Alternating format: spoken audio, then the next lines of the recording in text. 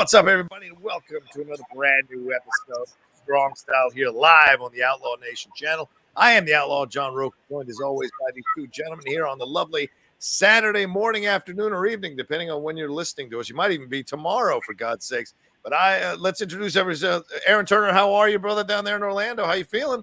Just call me Butch now. That's my name, Butch. You got to get the hat.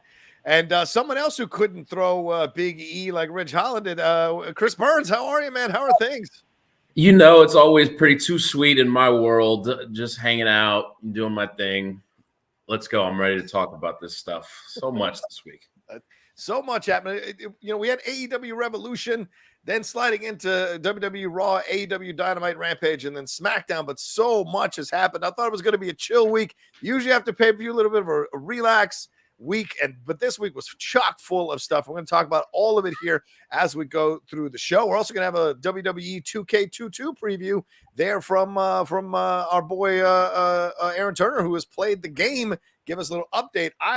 I'm still on the fence on it because I want the NWO version, but I don't want the digital version. I'm a physical media guy, so I'm having these conversations with myself. Also, it's $120 fucking dollars, so that's another reason why I'm having the conversations with myself. But we'll talk about all that as we go on. Please remember the Streamlabs super chats are open. Streamlabs above Aaron's head. I'm going to pin it in the chat in just a second. It's also in the description of this video. All right, Aaron, where are we going first, my man?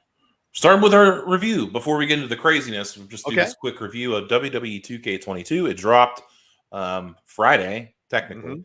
But if you pre-ordered the deluxe edition, you got it on Tuesday, or as I did, Monday night.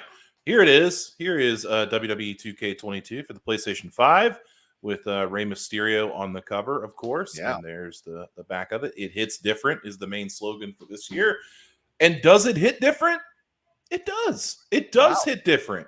Okay. The presentation is good. The change of camera angles is great. I guess I should translate this to WWE 2K20 terms, which, of course, was an absolute disaster. One of the worst wrestling video games ever made. So glitchy, so buggy. The DLC was terrible. Yeah. And now we have WWE 2K22, which they've been working on for years. It's pretty solid, man. Like, just what they've done to the sound is crazy. Like when you body slam somebody on the ring, it sounds like the WWE presentation of someone slapping their body on the ring. When they're talking to each other, when they're grunting, it sounds like a real match. Like the presentation is definitely there. Okay. Is the collision detection is there too? Like they've done work on the hair because, as more women get put into this game and there are a lot of dudes with long hair, you need to work on that hair texture. It's always been an issue in video games is hair. And they've done a really good job with that. It's a really polished game from what we've got so far. Yeah. Now, it's not without problems. My GM mode, which made this lauded return and this big, big thing, and it's great. It's not the GM mode you remember from, say, SmackDown versus Raw 2005. It's not the same. It's different. It's like if you've played the AEW General Manager mobile game, it's kind of like that. Yeah. But it is a little different. So you get like Sonya Deville or you pick Adam Pearce or whoever, and then you draft your roster and you get a certain budget of money for a stage, for lighting effects, for different stuff. And you can sign free agents and legends to short-term deals and stuff like that. And it kind of builds your show and you kind of go from there to face off against SmackDown, Raw, NXT, what have you. My only issue with this so far is it's not very realistic in the sense that I was telling you guys this via text message. Like I'm putting on AJ Styles versus Finn Balor for the Universal Championship inside a Hell in a Cell at Battleground. Like it's massive rivalry. Like it's gonna kick ass. It gets a 3-star match, and I'm like, what the fuck? And then on the other show on Raw, the Raw side, their main event, I shit you not, was Kevin Nash versus Mansoor in a tables match, and it got 4.5 stars. And I said, what the fuck just happened? So in that sense, it's a little off. But it is fun to go through. You can either play matches or you can simulate them. It doesn't really, I'm sure your star rating will depend going on that. So the My Rise mode is cool. Like it's a different thing with like you got cards, you got different things going on like that. So that's pretty fun. I haven't got a chance to do the showcase yet with Rey Mysterio. It's always good. Even 2K20s was good. So the download center where you can download like superstars and ring entrances and arenas and stuff is great. It's up and running. It kind of struggled for the first couple days as kind of expected. There was a big day one patch to fix everything. So it's getting there. They've had to take the servers down intermittently to fix things, but the creation suite is great. The people that do those custom creations are on another level.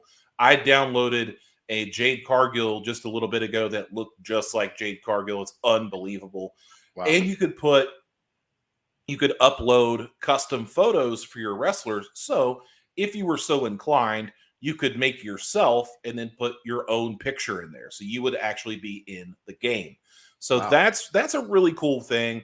The only thing I wish they would have done is allowed for uploading your own entrance themes, which probably with copyright and stuff like that, that's probably why you can't do that.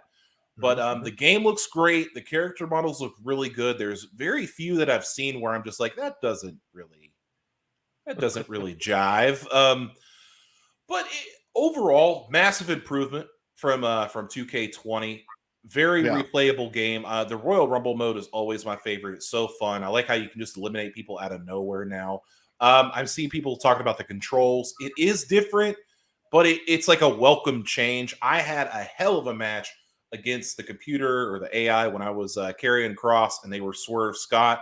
We had like a 5-star barn burner. He went for his finish and missed it, and I got him with the Cross jacket because you can do those catch finishers now, and it was awesome. Yeah. So a lot of fun there. A lot of good replayability with your buddies. It's going to be a great one to have. Now, is it as good as, say, the GOAT? I don't know. Is it as good as SmackDown? Here Comes the Pain? Right. Maybe not, but it's still a huge step in the right direction. And I think that as the DLC packs come out, they announced that. That's why I got the deluxe version. I essentially just paid for my DLC in advance. Kevin Nash, Scott Hall, and Hulk Hogan are already in the game. But but in regular attires. So if you want the black and white NWO, I guess you could do that. So you just create them and save yourself $30. I don't know. But like the DLC is kind of weird too, because they have like LA Knight and Yokozuna and Dewdrop and some people like that you want to play as coming in there. Then they also have Machine Gun Kelly and Logan Paul, but they don't have like Zelina Vega. It's weird. I don't know. It's weird. But, no real surprise. Yeah, exactly. So overall, give it an 8 out of 10 this year for WWE 2K22. So, all right, Chris, have you had a chance to play this thing or look at this thing or any of the graphics or anything? I haven't played a WWE game since No Mercy, the real GOAT. Wow. Whoa. Down. Fighting words. The GOAT. No. I want to learn how to play that game just to dominate you in it so that we can go back to the real GOAT game, which is No Mercy. Bra and panties matches. It's on. Bra and panties. But, I'm excited to, give it a shot and download, of course, some of my Bullet Club buddies and figure it out. You know what I mean? If I can do that, I'll play all day. Yeah. Yeah, it looks kind of cool. I mean, you talk about the look at this Hell in a Cell situation, kind of simulating what you had there during COVID times with people just chiming in through their virtual reality. They have the Thunderdome as an arena. That's pretty cool. I don't know why they did that, but okay. Some people liked it, I guess. But here's the Royal Rumble thing you're talking about. This is insane. Look at the graphics on this. All of them very specific in how they look. Papa Shango even back there, which is pretty cool. I think that's bad. I think that's Wade Barrett. Papa Shango? That's the Boogeyman. Oh, sorry, the Boogeyman. Right? Yeah, sorry. There's Wade Barrett down there. Wade Barrett's in the game, and the late great Jeff Hardy used to be in the WWE. But yeah, really interesting to see the graphics, and it looks clean. It looks better. Most of the reviews I've seen have been very positive about the overall presentation, so that's a good thing considering, as you said earlier, Aaron, what a debacle WWE 2K20 was for so many people. Ryan Satin talked me out of buying it. He was like, you could get it, I guess, but it's got a lot of problems. And then I went and saw a video of all the issues with it. I'm like, holy crap, how does this even come out? Like, who was doing the QC on this? So I hope people got, fired for that kind of shit because it was pretty bad. So this feels like they took some time off, figured it out, didn't rush it, and wanted to come back with a game that was worth it for people to kind of be more excited about it. So seeing all the different characters, all the different modes. That looks like a lot of fun. I can't wait to get it. I'll probably break down and get the physical copy, the deluxe version of this physical copy, just for now. And then I'm sure the NWO stuff will be available down the road like they've done in the past. And I'll just buy the DLC for that. We shall see. Because I do want to play it, and I miss it. And I'm with Chris on this. No Mercy was my favorite. No Mercy, Lord God Almighty. I mean, we burnt out so many controllers playing that game back in college with my boys. Like, No Mercy was the shit. SmackDown was fine. It was good. But No Mercy, that was the one, man. It's like a FIFA. FIFA 99 was the best FIFA.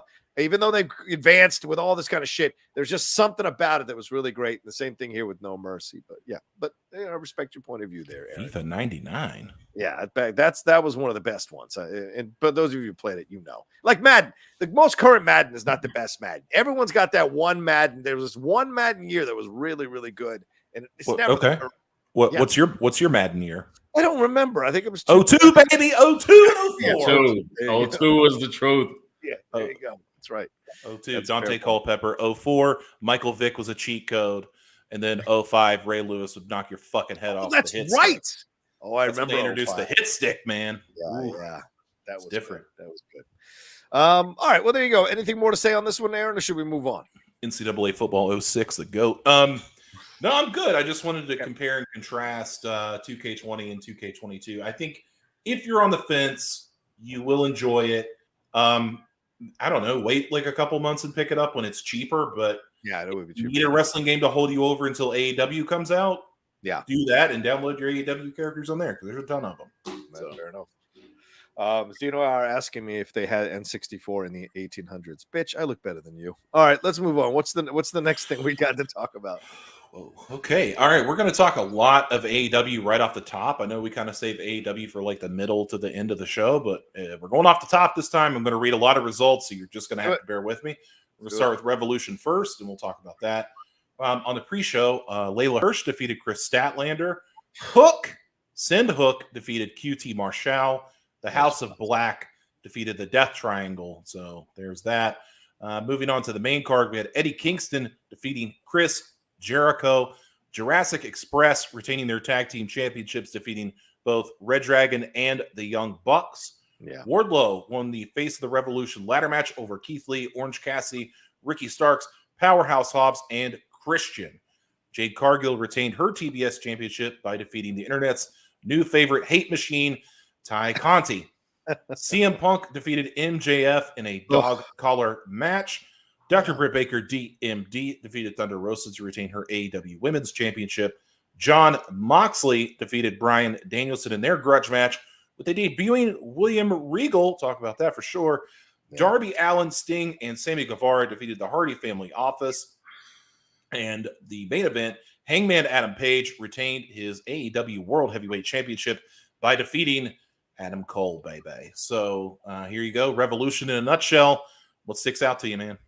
Chris, what do you got? Whew. Was anyone else worn out after this pay-per-view? Yeah. It felt like I was on the treadmill for 2 days after this thing was done. Yeah, man. Okay. Overall thoughts, phenomenal show. Yeah. I mean, the House of Black match on the pre-show was like a banger. Like, I mean, I haven't seen a WWE pre-show match that good in a decade. I mean, it deserved to be on the main show. It really, really did. So like I was tired just from that. And then the opener is Eddie Kingston, Chris Jericho, which I dare say is Chris Jericho's best AEW match. Wow. Right. I think you're right. Probably of all time. I thought it was unbelievable. Like the energy that he showed, maybe it's the liposuction that he's recently had. Speculation. Excuse me. Speculation. He's on the James Harden diet. Yeah. Absolutely. But I mean, just great moment there. You know, Kingston absolutely needed the win. I called it, by the way. Yeah. And then, you know, just the everything going into it was fantastic. One thing I'll say about the show as a whole. Okay. I agree with sort of old school booking mentality, which was everything you could do in a wrestling ring had been done by the time you got to your world title match. Good point.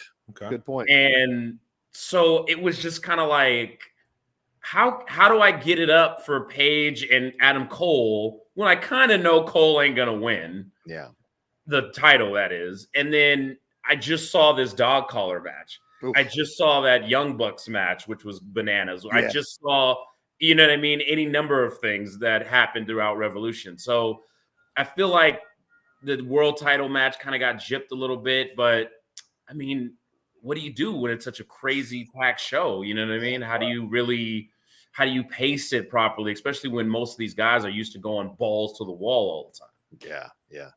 I have to say, this felt to me like an announcement pay-per-view. Like, this is AEW. Finally, they'd had some good pay-per-views in the past, certainly some damn good pay-per-views in the past.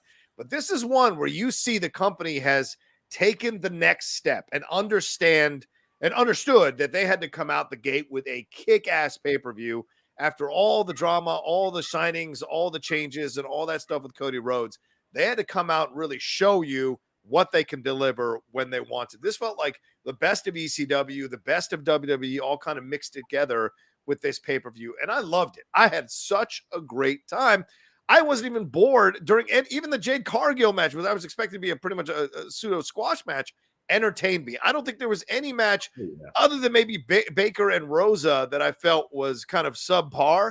There was no other match that I felt that about after we got into the main card. Yeah, the Layla Hirsch Statlander match, that was rough. I'm not on the Layla Hirsch bandwagon at all. I think she's clumsy. I think she's awkward. And Statlander was doing her best, but she doesn't have the experience to carry someone like Layla Hirsch, who is struggling to do these moves. No offense. I know she comes with all the pedigree in Russia and all that jazz, but she did not look good this week, either in the pay-per-view or at Dynamite against Thunder Rosa. It was rough, man. And at some point, you got to catch up here, kid, because they're carrying you, and that does not look good, especially when you're calling yourself, legit or whatever it is. So, but Hook was fun to see. And, yeah, House of Black, that was a damn good match. You're right, Chris. Eddie Kingston Jericho, that was better than I absolutely expected. I thought that was the one to go get popcorn or whatever, but I couldn't get off the couch watching it. The Jurassic Express match was great. Wardlow, I think I called that. If we're going to start handing out credit, I think I called the Wardlow situation. No surprise that he got the victory here. But what that means for Keith Lee, I'm very, very curious about. Certainly Jim Cornette was super pissed that Orange Cassidy was in this match. So I watched his breakdown or listened to his breakdown of it all. Cargill County. But the Punk MJF match, that was exhausting in all the best ways, in that I didn't think they'd go that far, and they went super far, and it was an incredible match. And Punk getting the victory put the kid over. Punk, it's good for Punk to get the win, but it also put the kid over in huge ways. So that was great for MJF. And for the company overall, for where they see MJF going, this was a great, great match in the advancement of MJF to be the face of AEW at some point soon. Britt Baker, Thunder Rosa carried her through that match as well. So Britt's getting exposed here lately, ladies and gentlemen. I think this is something that people are going to have to start taking a look at and making comments about and doing analysis on, because she's not as good as we thought she is. And we thought she was good after the match with Thunder Rosa a year ago. She should have advanced way farther than she's advanced, and she hasn't. And I'm wondering if that's a competition thing. I wonder if she's just limited in what she can do or what. But I'm hoping there's something that gets unlocked here. Maybe this Thunder Rosa steel cage match with her is going to showcase a little bit more of Britt Baker, what she can do. Maybe she's going to bring it even harder in that match. Moxley and Danielson was great. The Darby Allin, Sting, Sammy Guevara, that was a lot of fun with the Hardys. And then Hangman Adam Page. Look, I get what you're saying, Chris.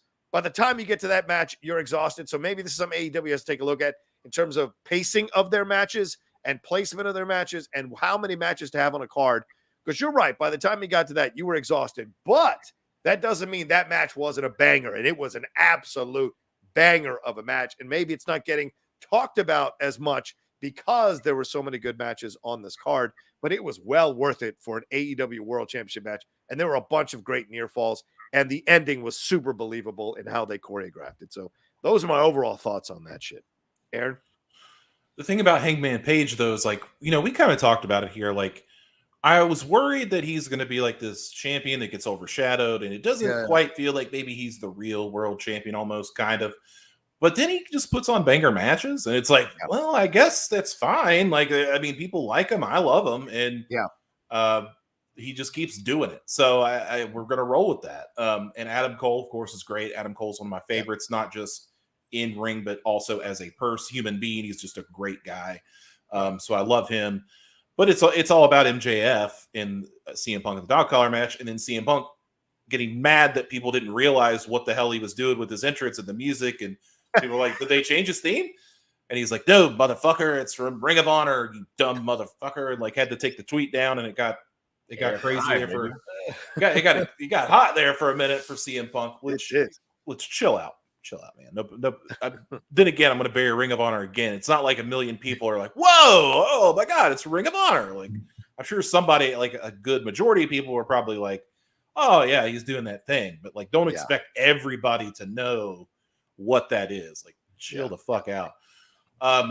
William Regal showing up. Come on. Oh, dude, how about that? I did not see that coming. I thought he would be an administrative role. I thought he would probably maybe take over Ring of Honor. I thought maybe he would do something like that. But it looks like he's going to be the manager for this tag team of Danielson and John Moxley. We'll talk about that more here in just a second. But it was good to see him. And like you said, man, Jade Cargill, as good as she is, should not be having a better pay-per-view match with Ty Conti than Thunder Rosa and Britt Baker. It should not happen at this point. Britt Baker is a victim of her own success. She's excellent on the microphone. She could talk you into the arena all day long, twice on Sunday. Right. But damn, man, if that damn bell had to ring. And it's like every time I see her now, I'm like, okay, this needs to stop. Like, we've gone too far. We've exposed Britt.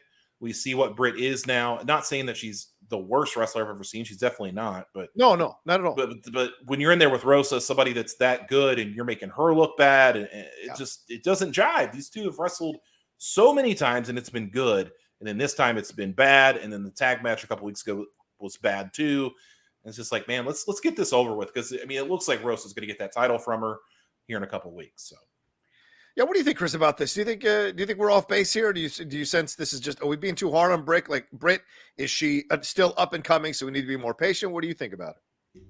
No, I think you guys are right on, and I think that's kind of why maybe AEW is positioning it to where Thunder Rosa wins the title in her hometown, because it's going to have a bigger impact than maybe her winning it at the pay-per-view. You know what I mean? So it's like, I think they kind of realize, okay. And it's been a lengthy run. It's not as though she's had, she's a flash in the pan or whatever champion. Right. She's had it for a while. She's not a transitional thing. So, let Rosa have it. Someone who's a more seasoned worker. Give her people like Serena Deeb to work with. Maybe Riho. Maybe, whoever else. But, Britt needs a little bit more time to fine-tune the in-ring part of her game. And then it can catch up to how her microphone game. You know what I mean? Absolutely. I kind of feel the same way about Paige in a lot of ways. Like, I'm not saying Adam Page is a bad wrestler or a weak wrestler, but his title run kind of feels like when CM Punk had his first WWE title run, where everybody wanted it to happen, and then when it happened, it was like, okay. Yeah, it's like, oh, Punk is great. Like, oh yeah, he's great. Oh, he's the world champion. Is he? It didn't feel like the world champion until the summer of Punk, after the pipe bomb. Then it was like, oh, now he's on those guys' level. Yeah. I kind of think that's maybe Paige just needs to cook in the oven a little bit longer. It's a little raw. Maybe that may be why Cole is the guy they've dialed into, because Cole can make anybody look great. So it's like, okay, can you help Paige get into this next kind of spot? Because you're going to have Omega, as we've said numerous times now, Omega is on his way at some point. And so you've got to let him kind of, as you said, cook a little bit. Maybe with him and Cole working an extended program, you can make him cook for a little bit. Maybe putting him in the single stuff with Kyle O'Reilly, putting him in the single stuff with other people here. You've got some fun. And I don't know where the Young Bucks land on this. So where is that going to go? Because Adam Cole, we're going to get to it, teased two tag team partners who are not Adam Page's friends, they're his friends for the next week. So what does that mean? So there's a lot here that's going to be challenging to Page, and maybe that's how they're going to get him over a little bit more as a champion. That's a valid point. Now, let's move over to the Tay Conti thing. You mentioned this, Aaron. I mean, she's causing a lot of heat on social media, but not as much heat in the ring. So is this a cover for where she's at in terms of her abilities in the ring to create some drama outside the ring with him and her and Sammy Guevara? I mean, she's playing heel to Sammy's face. So what's going on here? Go ahead and hit the music for the strong style relationship update. So I don't know if you know this, but Tay Conti and Sammy Guevara are dating. They don't hide it. They definitely haven't hit it on social media this week. How'd you like to be his ex? Fucking hell. Anyway, sorry, go ahead. Poor Team Pam. But anyway, yeah, man, like Cody and Brandy were the couple that had all the heat in AEW, and now these two who, like, I don't know if like people just hate seeing people happy. Like they seem like they're happy and well adjusted with each other, and I don't feel like they're throwing it in everybody's face, but I guess people do, and they're sick of it and whatever. So it's like Ty, I think, isn't used to this kind of attention. I think she's used to everybody saying, "Oh, you're so beautiful, you're so lovely," and this, you're so wonderful, and now they're like, "Fuck you, you harlot!" Like, you know what I'm saying? Jezebel, damn Jezebel. So I don't think she's used to that. So she does, like, her only reaction is like, like just yell back at people. So I get it. It is annoying on social media to an extent, because now they're really just throwing it in your face. Yes. And even going as far as to ask Brandy and Cody for advice on Twitter, which that's not going to win you any fans at all. So it's just a thing that's going to pass. Like I said, 5 months for that relationship. I'm telling you, they recently got tattoos of each other's names on their chest. So if there's not a death nail, it's close. That's a bad death nail right there.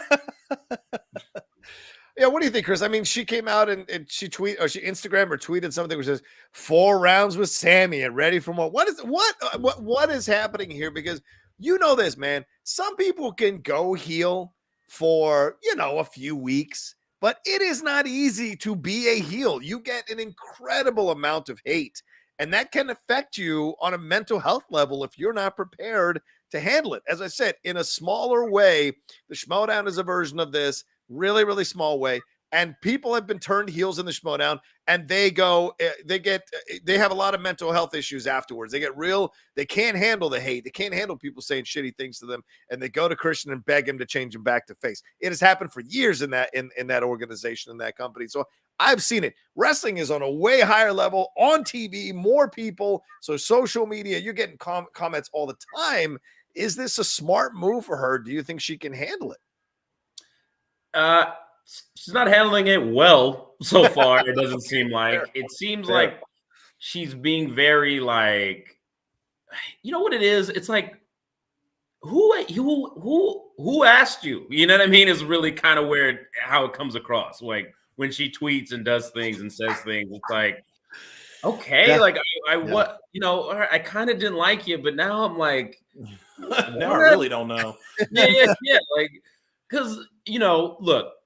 I feel like the heat on her started unfairly. People assume Sammy Guevara cheated on his previous partner with her, which, all parties, as far as I know, have said that that's not the case. Right. But then it's like, you can't then sort of have a shitty attitude and feed into it as though you did cheat. This isn't Lita and Edge, you know what I mean? And Matt Hardy. This, it was just kind of like, all right, you're a little unlikable, but we'll roll. And it's like, what are you trying to do? You're trying to make me hate you. Okay. Because now I'm just going to become apathetic at a certain point. Right. And it feels like in a lot of her messaging, you can sort of feel that it's not having a great effect on where she's at in her career and the company personally, maybe, I don't know. But, I feel like, just do it on camera if that's what you're gonna do. Unless you're just gonna be amazing at it, like when Becky Lynch is on social media or people like that, or Bailey, even, like, just if if it's not your game, don't play it. Yeah, that's the thing. You got to be a natural at it. Here's the thing. Like, if y'all were annoyed, you better block me now. Ha ha ha. Just saying. And then here you go. Us after 4 rounds. Good morning and watch Rampage tonight. This is what you're talking about, Aaron. She's kind of putting it in people's faces, and then going back and forth with the whole thing with Cody Rhodes and Brandy Rhodes, and Brandy quoting some stuff here, and Cody Rhodes saying mediocrity loves company. Cody, calm down, Cody. All this is just hilarious to me on so many levels, because you should be doing this talking in the ring, as Chris stated, or on camera, as Chris stated, rather. But I say you should be doing this talking in the ring, and then the social media is an extension of what you're doing in the ring, like Becky did. Becky turned on Charlotte, delivered a great match, then boom, onto the social media to accentuate what she's already doing in the ring. Tay Conti isn't even at that level in the ring to match the stuff that she is putting out there in on social media. And you're 100% right, Chris. I think too. Who asked you? I mean, who was looking to take? You're still an up and comer. No one is looking you to take on Britt Baker or the title, or you're not even anywhere close to that. So this idea that you want to generate that heat, it's like fake heat to elevate yourself, right? It's like those people who take a quote from someone with 5 followers, retweet it, and say, these people are saying this stuff. It's like, the person has 5 fucking followers. It does not matter. Why are you doing that? You're using it to pump up your point of view and yourself. And so I think the same thing's kind of happening here. And then tweeting Brandy Rhodes is trying to say, hey, we're on the same level, sister. What do you think? And I think that's where you find the hubris that isn't heel. It's unearned. And that looks bad on wrestling. Wrestling fans smell that out and absolutely destroy that. It's not actual heat. It's cheap heat, I feel like. Doesn't help that leading up into this match with Jade Cargill, Jade was cooking Ty on Twitter, absolutely annihilating her. So you're right. That probably didn't help her psyche. And then a lot of people in the chat are talking about who's worse, Graves and Carmella or Ty and Sammy. Ty Conti and Sammy, to me, have I'm annoyed, like, just leave it alone heat. Yeah. Graves and Carmella have get the fuck away from me. Right. Like, I don't want to hear you. I don't want to see nothing. And it's because of what you said, John. Like, Corey Graves, when they announced they were doing that YouTube show, preemptively went on Twitter and was just like, I wonder what people think of the Corey and Carmella show. Oh, I already know what they're going to say. We're a bunch of jerk-offs and Corey Graves can't do this or that. I'm like, Chris, who asked you, bro? Like, who is what? I don't want to know these things. Like, I don't care. Like, if you and Carmella are together and like you amicably left your wife or didn't, I don't give a shit. Yeah. I don't care. I don't care about any of that. Like, that's sad, but they're not like my sister, so I don't give a damn. You know what I mean? Like, I don't care who's fucking who. I don't care what kind of genitals you have. I don't care what you identify as. I don't give a fuck. Like, just do your thing. I don't care. Yeah, I mean, and here's the thing: you're on YouTube, pal. You didn't even make it to USA, bro. You're on YouTube, and the other part of this whole thing is, and I know we're on YouTube, but we're on YouTube. I mean, that's what I'm getting at. And the other part of this here is, it feels like the one partner is dragging the other partner down. It feels like Tay Conti's actions will stain Sammy, and I think Carmella has become a big fan favorite with the WWE fans. And she was on a little bit of an uptick, but then of course all that stuff happened with Becky and Bianca. But Corey could drag her down a little bit and stain her with his arrogant prickishness that he does. And that's not an act, by the way. I've heard from quite a few people behind the scenes. He's quite a prick. Read Jonathan Coachman's review of Corey Graves. So those kinds of situations here you see, and you might be seeing two people staining their significant others because of their actions in this relationship. And that eventually, as Aaron Rodgers and Shailene Woodley will tell you, that eventually leads to a breakup. So, we'll see how long these two couples kind of keep hanging with this. Furthermore, the heel face dynamic. It's yes. Sammy Guevara is a babyface champ, and was a champion until that I don't know if he's shoot injured or not after that crazy spot he took it through the table on Dynamite. But it's like he's being pumped up as like, the young, like, babyface mid-card guy who's next in line to eventually become the main event guy, kind of like Darby Allin. And then you got his very public girlfriend is this like annoying heel. I feel like the same thing kind of happened with Becky Lynch when Seth Rollins was getting annoying on social media. Yes. Yeah. He was the hottest babyface in the company, and everyone was just like, stop it. You're killing our like for Becky because we know that she sleeps with you. We don't like that. Like, so just stop. And then, like you said, if it's part of a storyline and it's elevating a story, do it. Yeah. Accentuate it, to your point, John. Don't just do it just for the hell of it. Yeah. And then on a different note, don't Corey and Carmella give you vibes of that couple you meet at a bar that kind of invite you to their hotel room and you're just like, they got a lot of pineapple stuff going on. yeah, I don't want to. No, I'm good. I'm good. I'm with you like that. But yeah, no, I'm good, dude. It's cool. No, I'm not judging. I'm just saying I don't want to. Do you? I won't kink shame, but I don't want to share your wife. It's like, leave that stuff to Penelope and Kip. Like, leave that to Penelope Ford to be like the bad girl, and Kip Sabian to be like the happy-go-lucky dweeb that's like beside her. Like, leave that to them. They've got that on lockdown. So yeah, can't believe we gave this so much time. It's a conversation, man. All right, let's see. We got some super chats that have come in. Let's read them now. Black Cinema Critic says NBA Live 2005 Madden 07 with Michael Vick on the cover. Those are his two favorite choices. Quick correction: Michael Vick was on 04. Madden 2004. Sean Alexander in 07. Wow, Black Cinema. Man. Check your credits, man. Back again, he says, I think it's time to give Thunder Rosa to TBS a tip and jumpstart Jade for the women's title because Britt Baker is just not the one anymore. Yeah, I mean, you talk about another couple, Adam Cole and Britt Baker. Cole, I don't think they're going to give the belt to Cole anytime soon. And the Britt Baker said she might lose her belt here to Thunder Rosa in a couple of days or in 3 days. So it's kind of crazy to think about the fact that they might be beltless by the time Thursday morning rolls around. Yeah, absolutely. I would like to see Britt and Cole do more things together. I see that's a thing where I think that she could benefit from being more around him, especially on camera.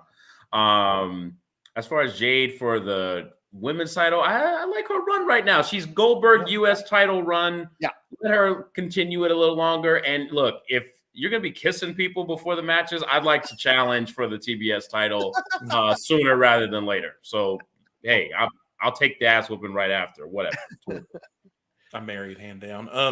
But yeah, So I feel this. I feel the same way. Like, so I was talking to somebody on Twitter the other day about like, well, Jade should win both belts. Like, she should be the TBS and the women's champion. I said, I mean, I guess like I could see that happening because she's just that dominant. However, where does she go from there? Like, how does that work? Like, you once again, you have the same problem that you have with Britt Baker right now. You don't have a challenger for her. Like, you give her Thunder Rosa. This is like the third or fourth time they're going to wrestle in a main event. And it's like, God, like, let's change it up. Like, there's people in there. Like, Britt Baker won the women's title at the right time.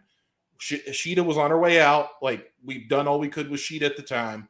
Britt was on the rise. It was right at that apex. It was the right time, right reaction. Everything worked. And then again, it was the John Travolta thing. Like, what do I do now? And you didn't provide her with quality enough people to get into these storylines. Like, yeah, she wrestled Chris Statlander, and that's cool, but it's like, I don't know if that's a world title program that you want to put on pay-per-view. You give her Rosa again, okay. She turned on Mercedes Martinez or whatever, and then they didn't really even do a thing. So it's kind of like, what? I don't understand. So to me, it all leads to Serena Deeb. Like, Serena Deeb to me is slowly, gradually getting up to that top of the mountain where you're not going to be able to deny her for much longer. Yeah, and the fans are getting behind her, and that's a good thing. Yeah, I'm looking at the AEW women's rankings right now. You got Baker and Cargill as the champions there, but then it's Layla Hirsch, Thunder Rosa, Serena Deeb, then Anna Jay and Red Velvet. Look, no offense, Anna Jay and Red Velvet. What the hell are we doing here? I mean, I'm saying this is a lack of, and I don't even put Layla Hirsch in that conversation. Thunder Rosa, Serena Deeb are the only women right now in the conversation. I think Statlander, if they gave her a run, could get there. She's building. She's getting better. That's a possibility there. So, but they're still developing. So this women's roster needs a more influx of talent. I mean, where is Amber Moon? Where is all these free agents that are out there? Go and get them. Hell, I'd even try and get Taya Valkyrie just to kind of bring some kind of energy into the women's division here, some kind of an X factor. You got to go get some people here. And I know we talked about a couple weeks ago, this idea of building from the ground up, building your star, but they're not getting there. And if they're not getting there, you got to bring people that are going to motivate them. And I feel bad for Ruby Soho because she's better than 3/4 of the women on that roster, and she can't get ranked in a position to get a shot at either of these belts, for God's sake. So I don't care what Aaron says. She's better. Diana Purrazzo. No, I mean, right. Back the money truck up and just get her. I don't know what her deal with Impact is like, but get her out of it. Yeah, agreed. Coming in again, Black Sen McCurson. Gift Rose of the TV title and jumpstart Jade for the women's championship because Britt Baker's not the one. That's what he was trying to say. And yeah, sure. But Cargill, I agree with you guys. It's too soon for Cargill. Let her build, as Chris was saying, the Goldberg thing. That's fine. She's actually winning me over. I like the match with her and Tay Conti. She is getting better. Whereas Baker has plateaued, Cargill is getting better, I feel like, week to week. And so I'm starting to slowly get on board on the Jade Cargill train, and we'll see what that's going to lead to in a little bit here. Also, he says, give Thunder Rosa the TBS title, maybe just so he's saying it multiple times. All right, we got it. Like, sorry. You mean it. We get what you mean. Yeah, thanks for the donations. Appreciate it. Roberto Arsenal. Last Cinema Sailor says, aloha, gents. I sent a Streamlab last week, but y'all missed it. Is it still possible to get red? If you send it again, not as a Streamlab, but send it in the chat, brother, I will read it. I'm sorry we missed it near the end. John Alexander says, ripcord elbows, stomps, and sling blades. Half Seth Rollins moveset, and Britt still has mid-card matches. Gentlemen? Yeah, you're 100% right. I think the best wrestlers in the entire world and what we think of, like, what's your favorite Britt Baker match? You know what I'm saying? Like, they're this great, but like, what's your favorite that her and Rosa match, right? Like, that's the only one that comes to mind, like, that's memorable to me. Like, then you turn around and say, like, even like Mr. Perfect. Like, what's some Mr. Perfect's best match? Well, you had Brett at SummerSlam. He had the Ultimate Warrior. Actually got a good match out of him on an episode of Superstars.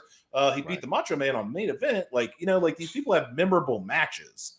And I just feel like Britt's not there. Like, I couldn't tell you my favorite one. I thought you were about to slander Mr. Perfect for a second. Never. Oh God, no. He's my heart started racing. Like, my rage, my urge to kill rose. I was like, "Whoo!" Okay, all right. We're good. We're good. One of the best ever. He's he's definitely a perfect stand. Roberto Arsenal says, I enjoyed the Britt Thunder match at the pay-per-view. What? They had the bad luck of wrestling after the dog collar match. Crowd's energy was drained from the Punk match. There's no way WrestleMania will be as good as Revolution. Prayers to Big E. He's universally loved. Yeah, we'll definitely get to the Big E story. But Roberto, I got to disagree with you. I don't think it had anything to do with being after the dog collar match. Because if you're delivering a good goddamn match, people are going to be into it. It doesn't matter where you put it on the card. People were into that Paige Cole match, even though, as Chris said, we were probably exhausted. They were into it. They were into the near falls. They were into the everything that was going on there and the changes and the momentum switches rather that were happening. They were into it, and that ending was goddamn great. So it doesn't matter where you put it. It's a matter of, can you deliver a match? And maybe you could argue that they wanted to be at that level, and when Thunder Rosa and Britt Baker didn't come to that level of the dog collar match, they immediately checked out. That you could argue. I think that's a more valid argument than they were just exhausted from the dog collar match. Yep. See, I always look at things like that as opportunity. Mm-hmm. I think it was actually a stroke of genius to put that match after the dog collar match because people's expectations were going to be low. Yeah. Much lower, at least, than what just happened right before. So what happens with lowered expectations? You have the opportunity to make a statement, to make a splash. And only Rosa stepped up. Yeah. And that's a problem. Yeah, fair enough. All right. I think that's everything for that. Let's move on to our next thing. Aaron, what do we got? We're going to light the fuse. We're going to talk about Dynamite this week. So the back-to-back AEW. So I'll just run through the show notes here, then we'll discuss like we did. Okay. Chris Jericho starts us off, turning on Santana and Ortiz and forming an alliance with, once again, Jake Hager, Team 2.0, and Daniel Garcia. They are now known as the Jericho Appreciation Society. Probably could have workshopped that a little better. Hangman Page defeated, I shouldn't be commentating over this, but Hangman Page defeated Dante Martin to retain his AEW World title, and Adam Cole came out asking for a rematch, and looks like we're going to get that eventually. Brian Danielson and John Moxley defeated JD Drake and Anthony Henry, and we'll talk about William Regal here in a second. Pac submitted Wheeler Yuta with the Rings of Saturn finish. I love that finish. Again, I'm commentating. FTR fires Tully Blanchard.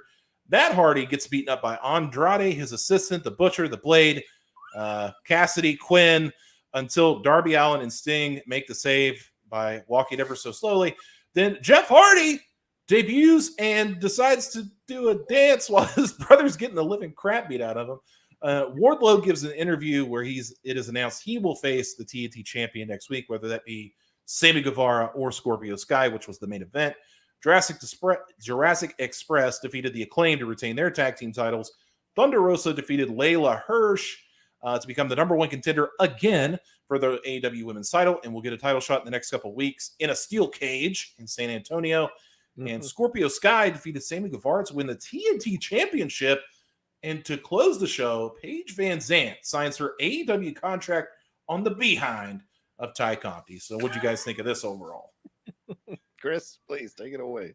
I mean, again, action-packed pay-per-view and then a jam-packed Dynamite. I'm going to start from the bottom, I guess. Yeah.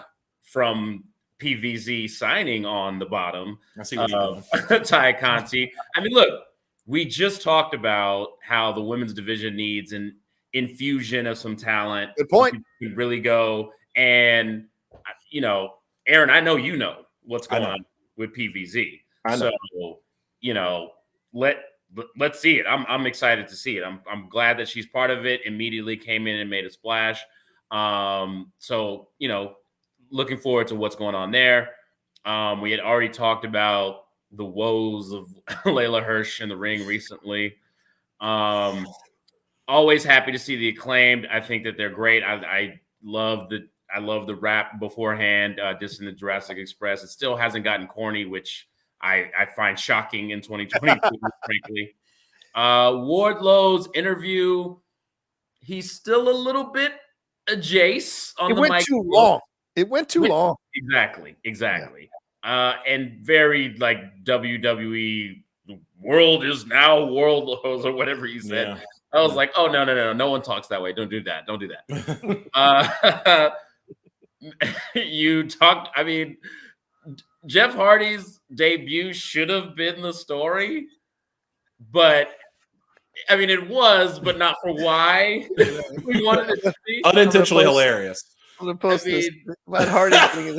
Jeff Hardy, but first. This is a great tweet from friend of the show, Jay Washington. I mean, Chris, this nails it, doesn't it? Unintentional comedy, man. That's so good. Absolutely. I mean, the memes that have come from it about like, you know, my brother's getting beat up and it's the two buttons, save him immediately, dance, and he's like stressed.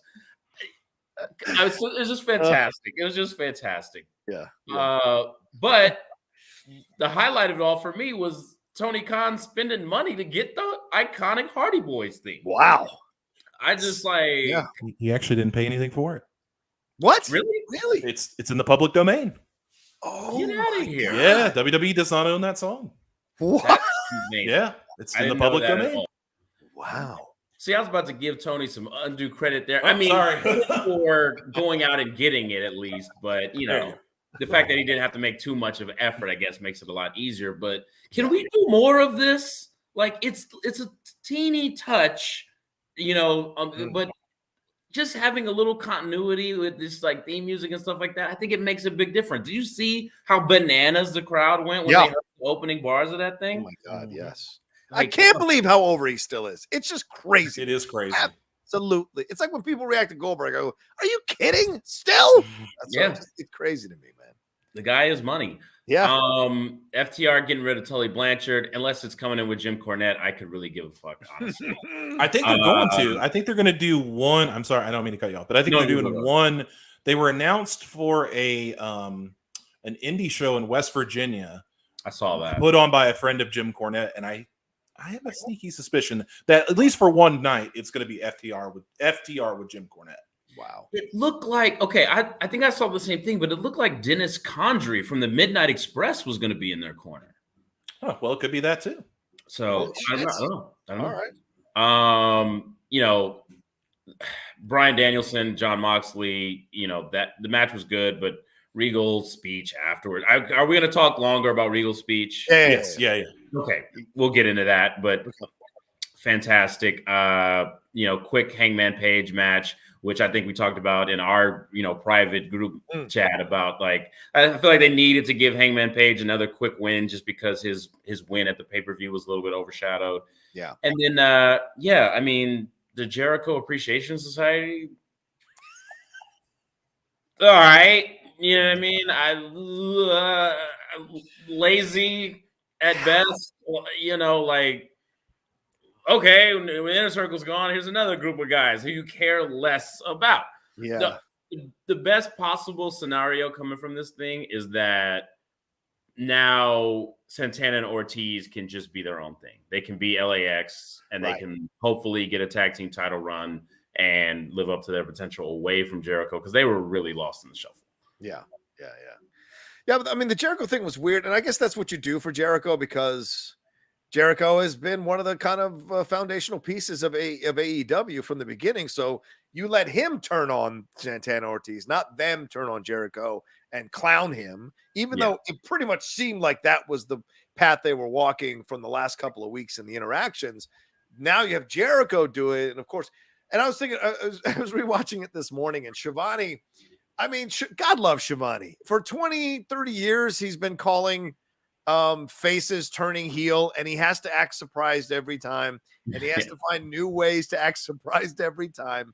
So shout out to him. What? Hey, what? How? I don't believe. How?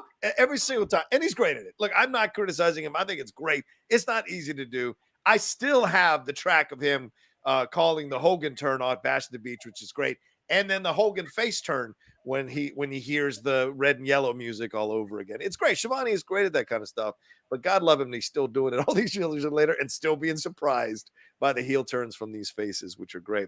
But Jericho with the bat, I mean, you talk about what you were saying, Aaron, what's her face not being able to use the kendo stick forcefully. Jericho was tapping that bat. It was it's a real bat. Like, don't use it. Use the gimmick bat. Yeah. Don't introduce it. I mean, Triple H, I never doubted him using that sledgehammer. That looked like it really fucking hurt. So to me, him using the bat going, dink, it just was like, come on, man. Use it or don't use it. It just frustrated me on so many levels watching that. And the Hangman Adam Page, and I thought he was classy doing that thing with Dante Martin, bringing him back in the ring. That was pretty awesome. And then, of course, perfectly led up to Cole's heel challenge here. And we'll see what that leads to. We'll talk about the Regal speech. Pac getting lost in the mix is Pac here. Wrestling, he's delivering good matches, and he's getting lost in the mix, which is a shame for a guy like him. The Matt Hardy stuff was great. We'll talk about that a little bit more, what that means. Yeah, Wardlow, too long. Dude, 2 minutes 3 minutes tops would have been enough. And Chris is right. Wardlow's world, nobody, what is this, Wally world? This is ridiculous. This is not the way you want to go about, man. Just do your thing. And I liked how he started. I mean, him saying, and trust me, I can relate, him saying, I'm tired of making other people's dreams come true and not getting respected and not getting mine. I got to go get mine. I'm tired of helping other people achieve their success. And that resonated with me strongly. I loved it. And then he just kept going with the MJF thing, being poor and all this kind of, it's like, come on, man, just get to the fucking point and let's go. And him saying, I hope MJF lets me out of the contract. Nah, man, that's not a strong turn. You say he's going to let me out of the contract. I'm not defending him anymore. And then Jurassic Express, so great. Thunder Rosa, Layla Hirsch, please, God, put Hirsch back in the training. I mean, Thunder Rosa was waiting for Hirsch to lock in moves on her. That's how sad that match was, and the crowd was fucking dead. And guess what, Roberto? There wasn't a dog collar match ahead of time. The crowd was dead because it wasn't a good match. I like the Scorpio Sky match with Sammy Guevara, but Aaron, you pointed out something. We were going back and forth about it, how the commentators were like, he hasn't lost in 360 days. And Aaron was like, yeah, well, if you don't get a chance to wrestle, you can't lose matches. So I thought that was really funny. And then, of course, Paige Van Zandt coming in. Could be interesting. Not at the level, obviously, of Ronda Rousey, but having a Paige Van Zandt come in puts a little X factor into these matches because that woman can go. So it's going to be really interesting. And if her and Tay Conti go at it first, that's going to help Tay Conti. That is going to help Tay Conti, rather, in this situation that she's in now, where her in-ring work isn't matching her social media work here overall. So Yeah, those are my thoughts on that. Aaron, thoughts overall on Dynamite, and then we'll get into the Regal stuff. My favorite thing about Tony Schiavone is when he does the in-ring interview. And I love Tony to death. When he does the in-ring interviews and he's just like holding the microphone and then somebody just takes it from him and then Tony just like slowly trots into the corner. I love that. I love Tony for that because he knows that it's not about him. He's just going to drift off. Smart.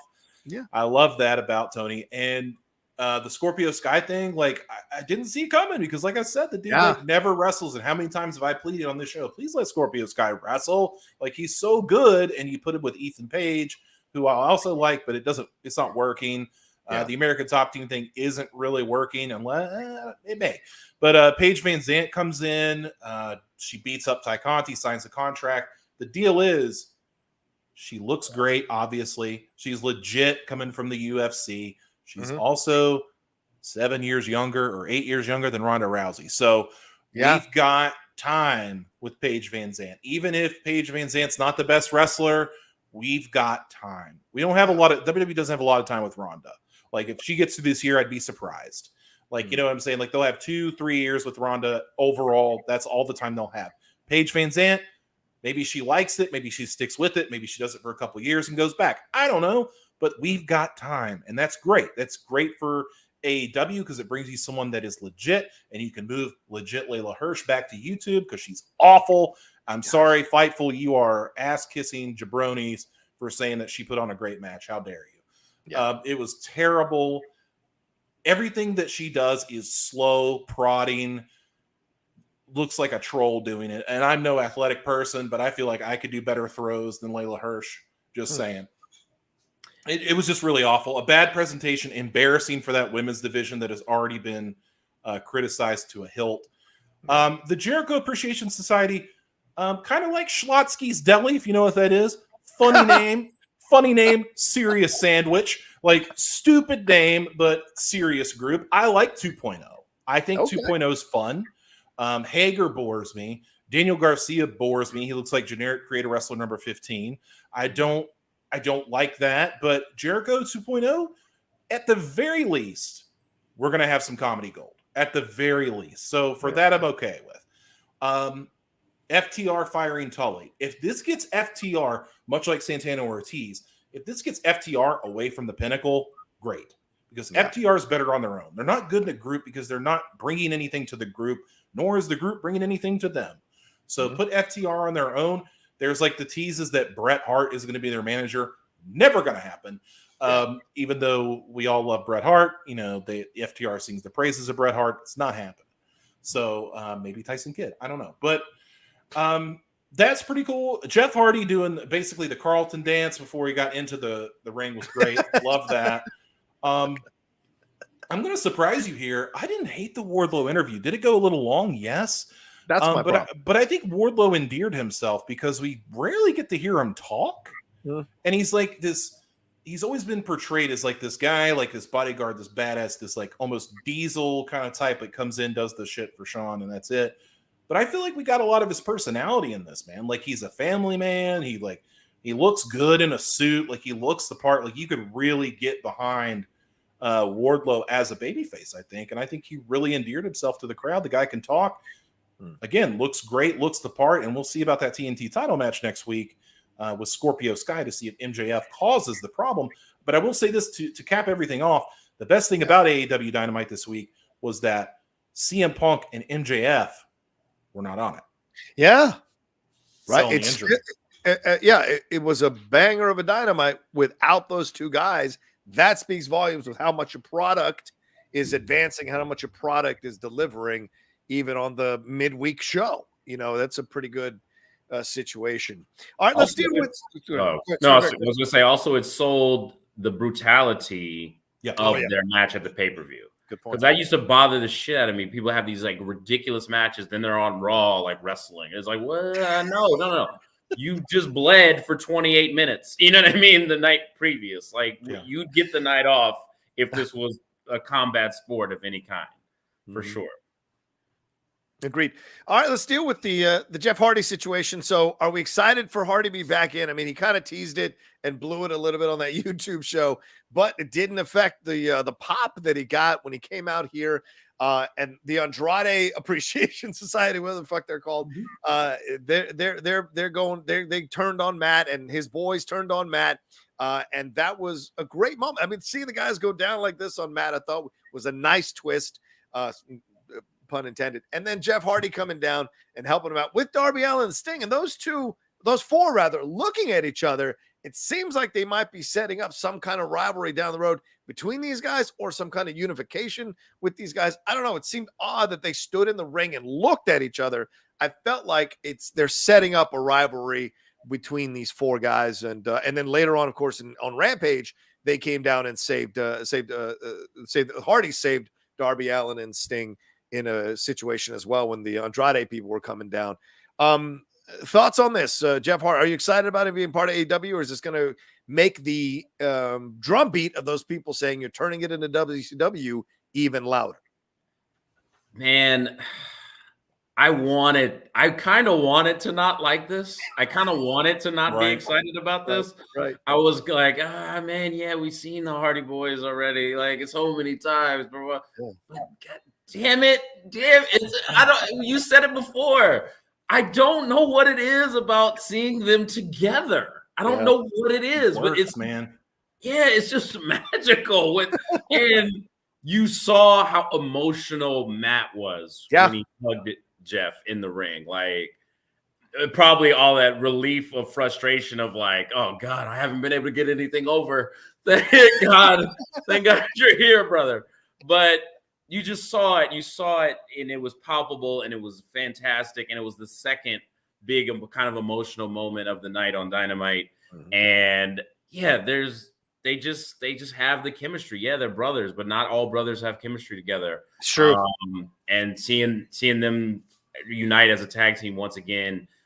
Did you see him on Rampage? I mean, it just looked great. It looked great. Seamless. And the music is back, like I said before, and then just seeing them across the ring from Darby and Sting and seeing the potential of what that match could be.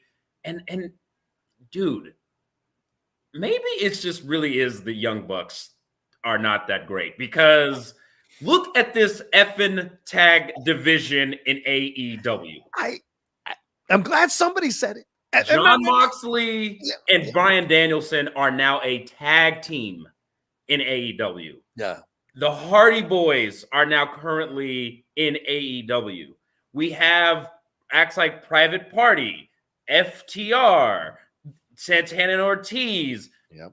That's a lot of really good tag teams. And the only time that the fucking show cares about tag team wrestling, it seems like, is when the Young Bucks are in a feud.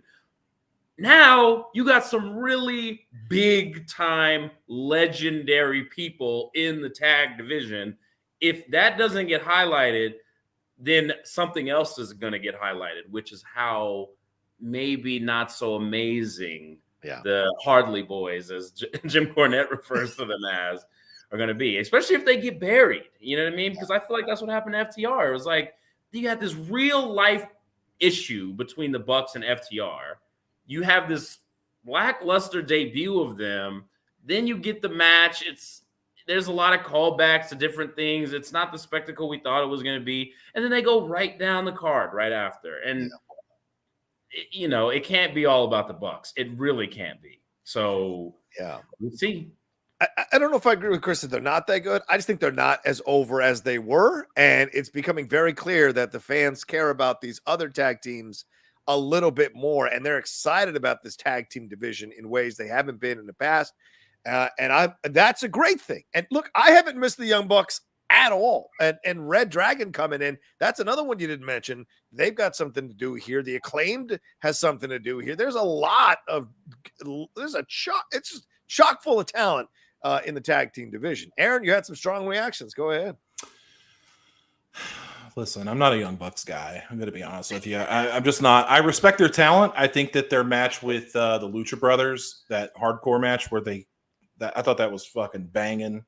I think most Young Bucks matches are banging. However, the fact that the Young Bucks are going to book themselves as the baby faces against the Undisputed Era is fucking laughable.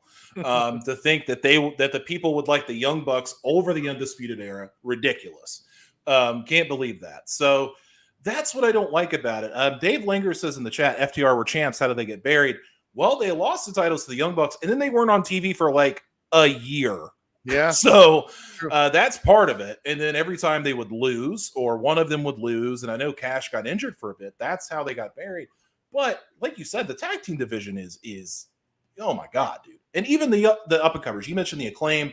I think Butcher and Blade still have time to get there. They're a team that I look at and I'm like, they could be top heels. If they really leaned in on Butcher and Blade, they could really do something.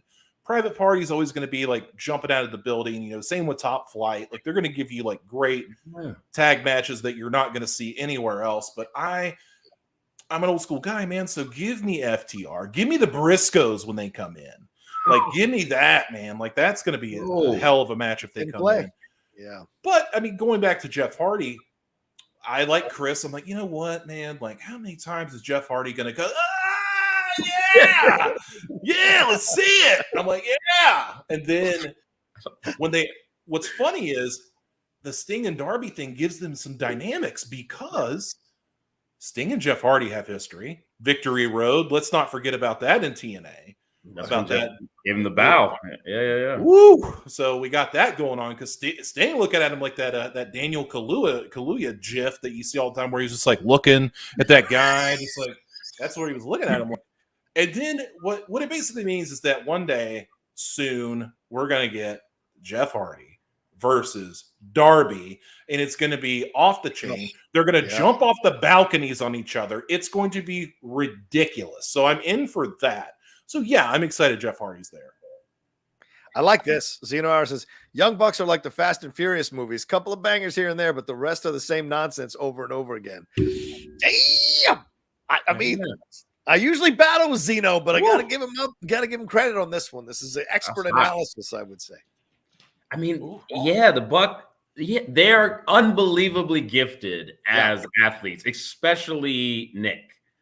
But it's like, it's starting to be a thing where people talk about like Cena and the 5 moves of doom. You could call a Young Bucks match without even with blindfolded. It's just like, okay, and then you're gonna jump over the thing. There comes the apron kick, and then he's gonna do the backflip, and then they're gonna hold the ropes, and the legs are gonna be open. He's gonna do the dive, and then they're gonna do the moonsault, and okay, and then they're gonna kick out of everything. Oh, now it's super kick party time. You know what I'm saying? Like it's really paint by numbers a lot of times. And I'm sorry, guys. Look, for life, but come on, mix it up. Start selling, please, a little bit more, please. If you guys are this invincible, then you should never lose any matches. Like it doesn't make any sense. And so again, I like them. Yes, I like them. Just switch it up. Switch it up a little bit. And they'll do it in Toon Squad jerseys, which I realize is a TBS Warner thing, and they'll do it in Ghostbuster Proton packs. And it's like, fuck, man. Like, stop. Like, they're endearing themselves to the crowd that AEW, like the diehard AEWs. I get that. But if we want this program to expand, which I think we all do, I don't think anybody wants AEW to die. Like, you need to endear yourself to a larger spectrum as well. So, yeah. Sorry, go ahead. No worries. Let's deal with the Regal situation. What a great promo. Yeah, did that also go long? But he apologized for it, which I really appreciated. But he gave Tony a little bit of shit. But he talked about his history with Bryan Danielson, which I thought was incredible. He got emotional with Tony, for God's sakes, and then talked about his history with Bryan Danielson. Also got a little bit emotional about that. Then talked about his history with Moxley, which everybody knows their battles together with each other. So this is so interesting to bring him in. And of course, there were some issues that we'll talk about as well that were put on social media. He had some health issues, and Regal shot that shit down immediately. So that was talking about 2018, man, not right now. So he looks good. I mean, for his age, for where he's at, the man still looks like he can put you through a wall, for God's sake. So having him be a part of this mixture of this combustible mixture of Moxley and Danielson is yet another match to throw on a piece of wood to throw in this fire, rather. And I'm looking forward to it because it can go either way. I mean, they could turn on Moxley and them could turn on Danielson. I love it. And he could guide him to the titles, and then eventually they turn on each other. So This is great. And I love the promo. And dare I say this, it does add a little more class to AEW. And I like that vibe when I was watching it. What do you guys think of it?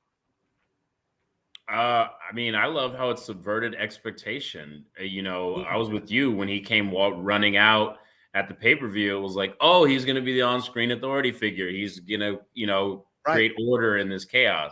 No. First of all, not only is he managing this tag team, they added him in the wrestler section on the AEW website, not the coaches section. Right. And now he has a 0-0 record. So I'm like, is Regal going to wrestle in AEW? Like, oh, you know what? I'm here for it. Let's see it. And then, just bringing up his real life history with Shivani and him getting emotional about how, you really helped me at a time, that I really needed it when I first got here. And then, switching mode seamlessly. It's like, okay, enough of being nice. Now I'm in character doing his thing. And he's one of those guys, man, that like Terry Funk's philosophy. You may not believe in pro wrestling. You're going to believe me. You're going to think I'm real. You're going to know I'm real. And that's the kind of exactly how Regal is. Yeah. Regal, like you said, looks like he put you through a wall. Like Gerald Briscoe would always say, look, if I was gonna hook you, you'd be hooked. That's real William Regal all day long. That dude looks like he could put you in a hold that have your pinkies, twisting like pretzels, and you're just crying on your knees, like, please don't do this to me. And I just love him, man. I just absolutely love him. He still has Goldberg's best match, in my opinion. The dude is phenomenal. Love the promo. Love his presence there. And like you said, he adds gravitas. Class and gravitas all day long. Agreed. Aaron, what do you think of Regal coming in? What's your thoughts now? 100% agree, man. Like when he told Bryan Danielson, like he's the perfect wrestler, and you see Bryan's face, like I know they're friends. I know they've gone through the stuff together, but man, like hearing that's like me hearing like from Bret Hart. He's like, you know what, Aaron, you're a nice guy. I'm like, God damn it, Bret. Like it just feels good. It feels good to hear that. So I know that Bryan probably took that to heart. And then, him and Moxley, they have history. Like if you remember FCW, like watching that, I do. That William Regal was a commentator, and him and Moxley, or at the time Dean Ambrose, got into it. Like they had an actual match. And it was pretty good. They had a pretty good rivalry. Check out our TikTok. But it works because these guys are wrestlers, like Regal said. And William Regal is a man's man. So it all fits perfectly. It works. It brings an air of seriousness to AEW, like we were just talking about the Young Bucks. Yeah. This is serious. Like, can you imagine Bryan and Moxley versus like FTR? Or Santana and Ortiz, like, just give it to me, dude. Like, save the fucking best friends for somebody else. I don't care. I don't need that. Like, I want these matchups. That's what I want. So, Regal and AEW, even having him backstage, if he was just that and didn't do anything else, amazing hire. And to have him on TV mentoring people, amazing. Maybe it might be outside of Danielson, outside of Punk, I think it might be their most internally important signing to date. Maybe. And another thing to throw in the mix here is that I feel like he sees Danielson and Moxley as the two different sides of himself. Yeah. Right? The hardcore work ethic of Danielson, that's what he connects to. The gleeful, impish, smirking Moxley that can switch sides whenever he feels like it.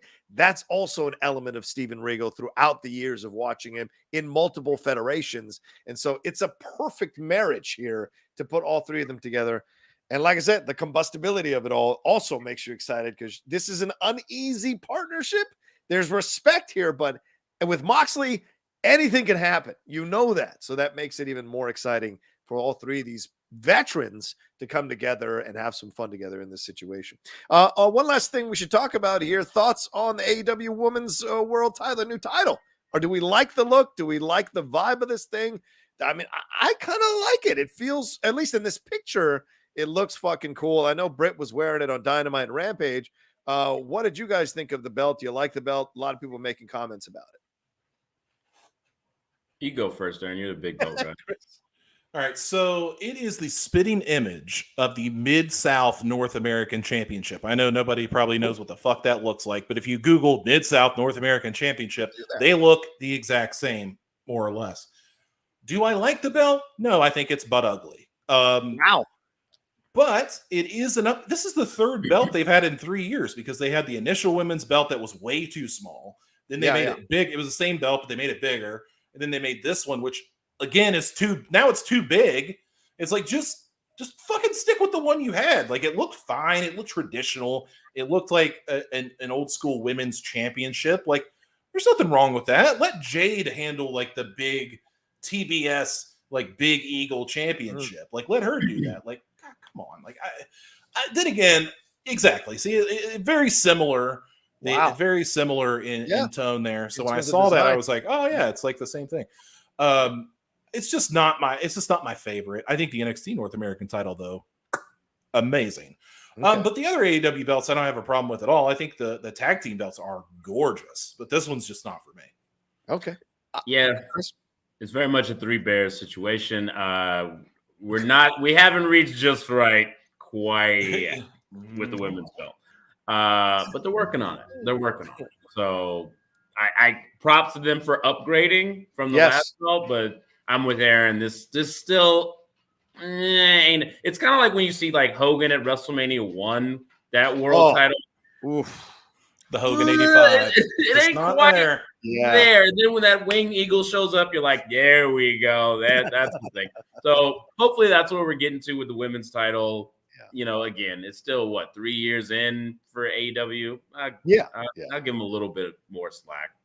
I like what Sinister says here. The last title she had looked like a toy. Yeah, I agree with that. It looked like a traditional women's championship, like something that Mildred Burke would wear. So there you go. Whether that's good or bad, I don't know. So yeah, I like the look of the belt as a next stage, right? Next evolution, like you guys are talking about. We're not quite 100% there, the way you go, damn, now that's the belt, right? But it adds that kind of, as you said, and I'm sure it was fashioned after that, the Mid-American South title, because they want to bring some kind of legitimacy to the women's division, and all the shit that it's been taking, and rightfully so in a lot of occasions for the construction of their rosters on the women's side of things.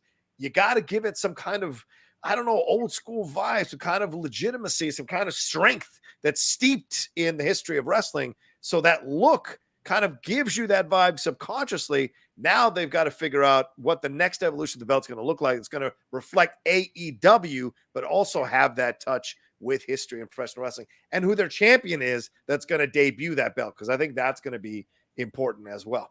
Shout out to the chat for being a bunch of belt snobs. Like, it's fine. It looks fine. It's better. The AEW title looks better than the WWE title.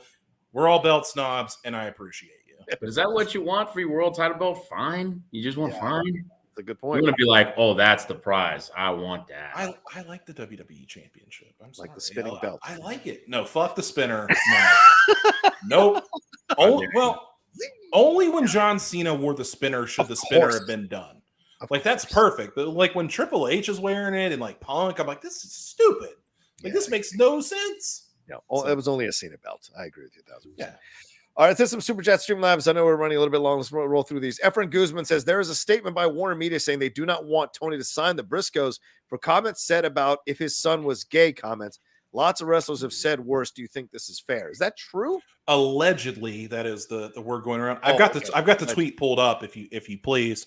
Sure. This is from, I don't know when it's from. It doesn't tell me the date, but it's Jay Briscoe tweeting, the Delaware Senate passed a bill yesterday that allows same-sex couples to get married. If that makes you happy, then congratulations. That seems pretty innocent. Like, okay, well, if that makes you happy, cool. Right. And then follows up with, try and teach my kids there's nothing wrong with that, and I'll fucking shoot you. Okay, well, now we got a fucking problem. Right. What is that? It's like, I don't know, man. Will it help? Yeah. Will it stop them from signing the Briscoes? I don't know. I always believe that any heterosexual male who has a strong reaction like that to homosexuality is gay themselves. Now, I've always believed that. I will always believe that. It's because they hate that part of themselves for whatever reason. They feel inadequate. They feel incompetent. And so they have to lash out at homosexuals in this way, gay people, lesbian, trans, whatever. They have to lash out in this way because they have those thoughts. They have those feelings, and they hate that within themselves. There's no other reason. Don't give me God. Don't give me religion. Bull fucking shit. It's because you inside feel that way about it, and you want to kill it and destroy it. Because how many times have we seen politicians who voted against this shit turn out to be gay? So it's just like, it's ridiculous to have a comment like that. And I don't know why that's something people should be saying in 2022. Grow the fuck up, man. It's so frustrating. But I agree with you. But I mean, this is, wrestling is notoriously anti-gay, notoriously. Go back and watch those old Cena and Rock promos. A lot of implying you're gay, therefore you have no manhood in their promos. That's uncomfortable to watch. I know people want to forget it, but they used it all the time. So if this is an issue, then I think it's a legitimate issue to keep him out. If this is what keeps him out, to be honest with you, because that's a harsh tweet, for God's sakes. Chris, any thoughts on that? Yeah, it's just like, crossing the line, man. Like, just what the hell? Like we talked about earlier. I mean, because it's so I feel like, opposition to what he had said right previously. But yeah, right. Basically, oh, if that makes you happy, fine. Yeah, exactly. If it doesn't affect you, then what do you care? Right. Now someone's getting shot over it. Like, dude, I mean, come on. Like, what a just ignorant thing to say. Just so baffling. It's just so baffling. Like, what year are we in? What lack of progression has happened in your life? What lack of experience have you had in your life? You mean to tell me you've never been around the gay wrestlers probably, or gay members of your family, or anything like that? You have complete lack of empathy for what people go through. Like, come on, my G. Like, yeah. That's going to keep them out of it. You know what? I mean, because if that's what the company doesn't want to be associated with, hey, dims are the breaks. Yeah. I'm 1,000% behind that. Yeah, I know it's tough for heterosexual white males in the world right now. All right, let's move on. What's the hell? Let's get some more Streamlabs here, or let's get these super chats through, because I know we got to jump into Roadblock and then get on out of here. Christian Ramos says, "Hi guys, I think if AEW sends their remaining women's roster to Stardom for a tour, they would get reps in Stardom being a subsidiary of New Japan. It opens doors to also bringing in Kyrie as well as others too. Tony Khan needs to step up his game on the women's side of things and get some women veterans on the roster." Gentlemen. Yeah, I think we talked about that. Yeah, I think we can agree with that. I mean, I think a lot of the problem with the women's division right now is they have too many heels. Like, it's lopsided. Like, all their top women are heels. Like, Britt's a heel, Jade's a heel, Serena Deeb's a heel, Layla Hirsch, I guess, is a heel. Like, Jamie Hayter's a heel. Like, and then you have Rosa, and that's like it. Rosa and Sheeta. And then Rosa and Statlander, right? Because Statlander's just not to that level. You know what I mean? Statlander's not there yet. And then you got Riho whenever she shows up, and then you got a bunch of people on the YouTube channel. Like, Anna Jay could get there, but it's going to take time. It's just, I don't know, dude. Like, there's a lot more problems than just that. Like, there's a whole mentality issue that needs to be addressed with that women's division. Chris? Absolutely. Definitely way more strategic planning, way more stories happening in the women's division. As we talked about before, there's a great list of people that are just out there in the ether that could very much help this division. Tony Storm comes to mind. Like, oh yeah, well, what was she just sitting at home? What's going on right there? Is she still in the contract? I don't know. You would know. I would know. I'm not going to tell you, but even some of these vets that show up at friggin', in the Royal Rumble from years ago, Molly Holly can still wrestle sometimes. She'd be a great coach. Yeah. There's so many different things that they can do. They need more personalities that can really work the microphone, I think, in the women's division as well. Yeah. Just give it the same attention you give the men's. It's not that hard. You got 2 shows in order to put wrestlers on. It doesn't have to be the same guys on both shows all the time. Well, 3 shows, right? Because after dark, you just put them all 3. I don't count dark. That happens in an alternate universe. That's Earth 6-3, as far as I'm concerned. AEW Dark and Elevation is for the diehards. It's not for me. I also don't watch 205 Live main event, fucking Velocity, or whatever else bullshit they have out there. I don't watch any of that crap. I don't know if I compare Dark to 205, but all right, fine. That's fair. I It's respect hold on, man. Hold on. Let me put this in Rocha terms so you can understand. Okay. It's Sure. like Oh, watching. thanks. It's like it's like watching fucking The Rise of Skywalker, and then it's like I don't really care for that movie, and then people are like, "Well, did you read the 3 books that were in between the Rise of Skywalker to get the whole story?" No, I fucking didn't read the books because it's not mainline Star Wars, you motherfucker. Whatever they put on TV or in the movies is mainline Star Wars. I shouldn't have to read a comic, a book, or listen to a fucking soundtrack or anything, or play a fucking game to get it. Okay, so stop. Sorry, that's a big problem with Star Wars. All right, Grandpa Simpson, calm down over there. Let's move on. Last Cinema Sailor said, leave submitted and approved, hotel, flights, and tickets purchased next month. I will be at my first WrestleMania and proud that it will be at my home in the Republic of Texas. Oh, Jesus. Words can't describe how excited I am to be able to see Stone Cold in the flesh. Yeah, gentlemen, I know Aaron didn't put it on the rundown because he's got WWE bias all of a sudden. Let's talk about this. Stone Cold. Talk about AEW for an hour and a half. I'm saying you have a WWE bias. Stone Cold and Kevin Owens, this is going to happen.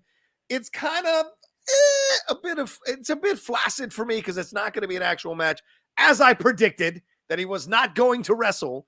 So it's going to be probably just like a stunner, as I think Chris or Aaron said. It's probably going to be back and forth promo, and then he's going to stun Owens, and that's that. So it'll probably open WrestleMania, I imagine. Do you guys like this coming back at least in some form to be a part of this? Or does this feel a little lame at this point, especially with Owens? To the person who's sending the Streamlab, I'll see you there. I'm going to Dallas. This will be the first time in my life that I'll hit the big 4 all in 1 year. Very excited. Right on. Right, also going to hang out at Wale Mania. We're going to have some fun in Dallas. But the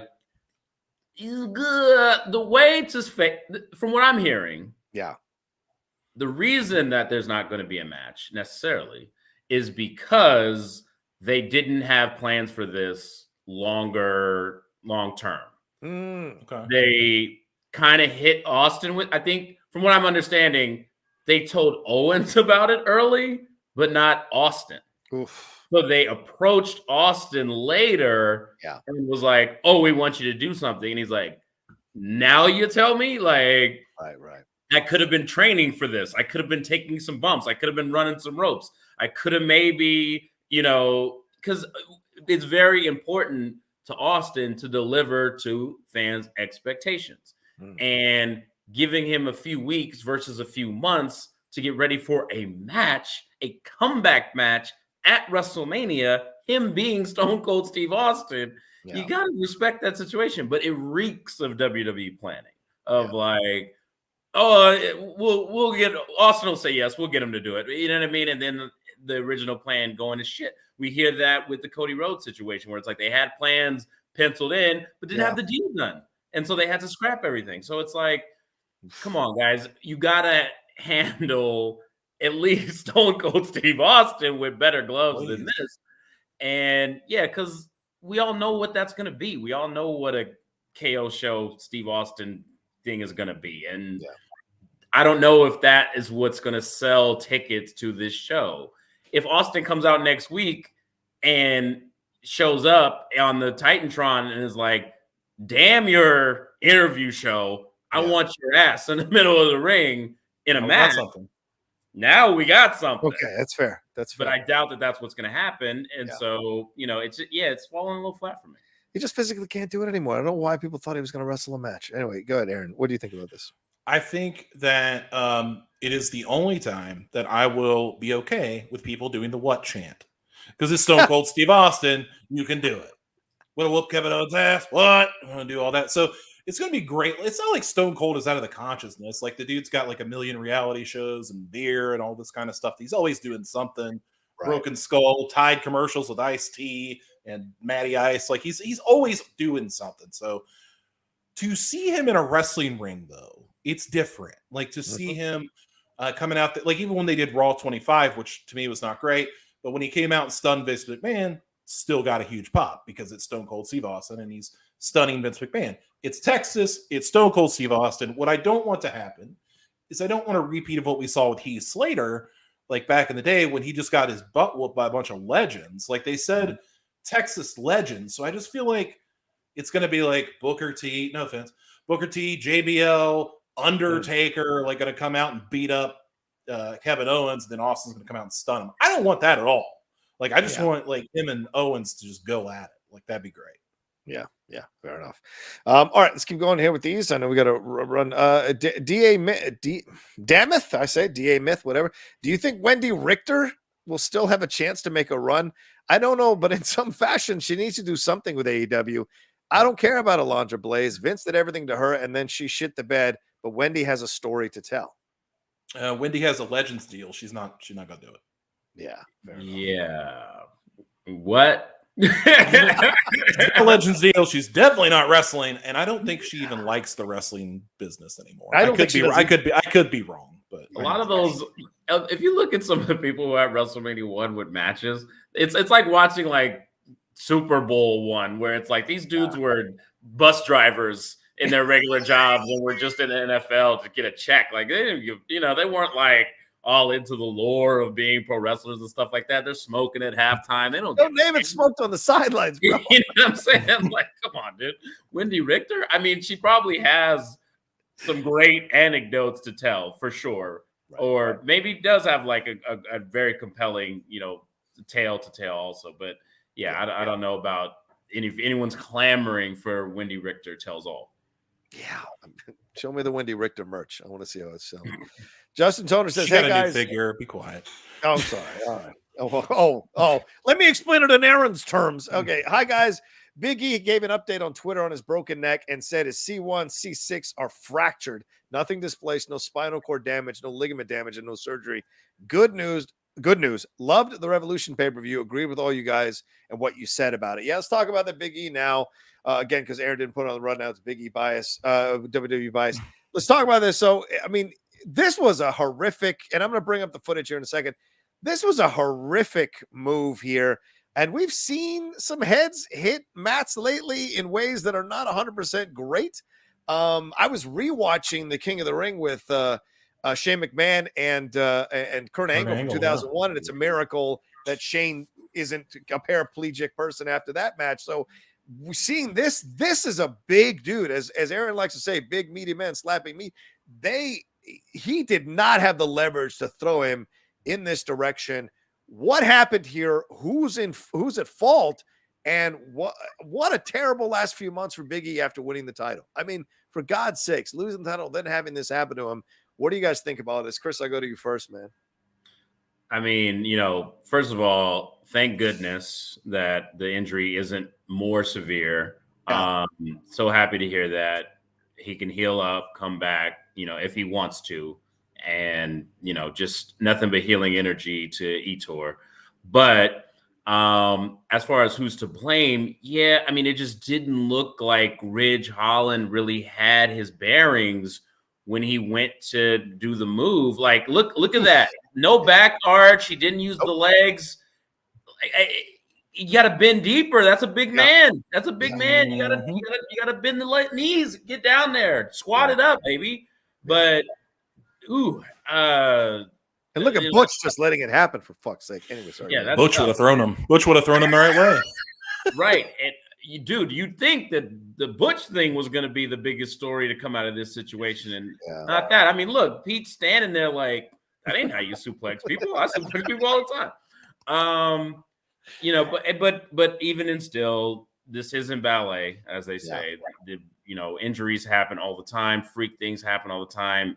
It's unfortunate that it had to happen to Big E. It's unfortunate when it happens to anybody, but Big E was the world champion, loses the title, unceremoniously traded to SmackDown with no fanfare. Woods is hurt, so they can't even do the full New Day thing. Yeah. Now, I keep thinking about Kofi now. Where does Kofi go from here?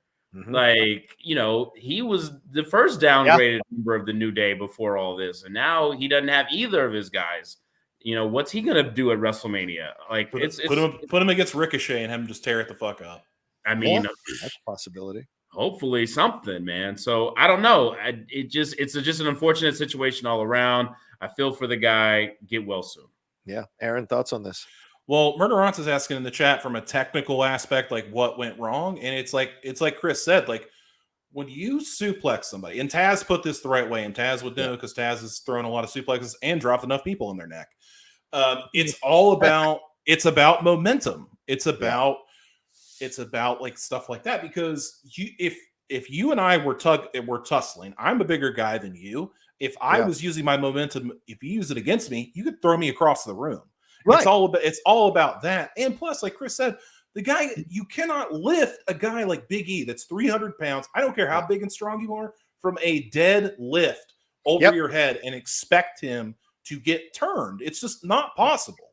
Like that, you're asking for trouble, and he didn't give Big E enough time to get turned to where he wouldn't land flat on his fucking head. He landed on his forehead, which is awful.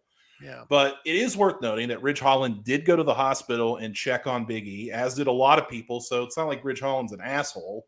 He didn't do it on purpose. It's just that's a green wrestler. That's what a green wrestler does. So and that's why are you calling that spot? That's the thing that that frustrates the fuck out of me. Is like, do not call a spot like that with one of you.